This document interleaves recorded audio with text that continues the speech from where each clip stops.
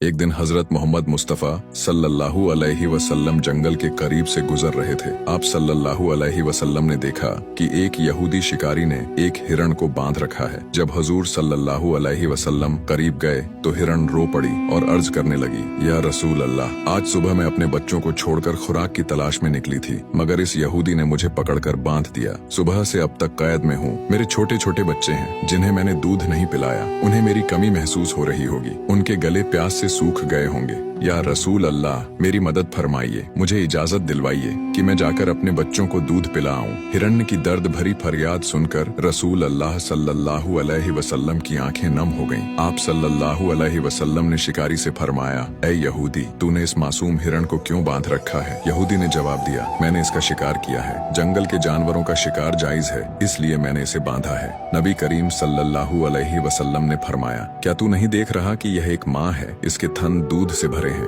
ये अपने बच्चों की मोहब्बत में बेकरार है। इसे छोड़ दो ताकि यह अपने बच्चों को दूध पिला सके। यहूदी ने गुरूर से कहा, मैंने बड़ी मेहनत से इसे पकड़ा है, मैं क्यों छोड़ दूं? आप सल्लल्लाहु अलैहि वसल्लम ने नरमी से फरमाया, इस माँ हिरण को एक बार अपने बच्चों के पास जाने दो, यह दूध पिलाकर वापस आ जाएगी। यहूदी हंसा और कहा, बंधा हुआ जानवर कभी वापस नहीं आता। अगर मैं इसे छोड़ दूं तो यह भाग जाएगी। जब आप सल्लल्लाहु अलैहि वसल्लम ने देखा कि यहूदी मानने को तैयार नहीं तो फरमाया, ऐ यहूदी, इसे आजाद कर दो और इसके बदले मुझे जामिन के तौर पर रख लो। अगर ये वापस ना आए तो मैं हमेशा के लिए तुम्हारी कैद में रहूंगा। यहूदी ने शर्त मान ली। हिरण्य को आजाद कर दिया और रसूल अल्लाह सल्लल्लाहु अलैहि वसल्लम वहीं बैठ गए। हिरण्य जंगल की तरफ दौड़ती हुई चली गई। कुछ घंटे गुजरने के बाद यहूदी तंजिया अंदाज में कहने लगा, क्या हुआ हुजूर? आपने कहा हिरनी वापस आएगी, लेकिन वह तो अभी तक वापस नहीं आई। आप सल्लल्लाहु अलैहि वसल्लम ने फरमाया, सब्र करो, वह जरूर वापस आएगी। इतने में हिरन अपने बच्चों के साथ दौड़ती हुई हजूर नबी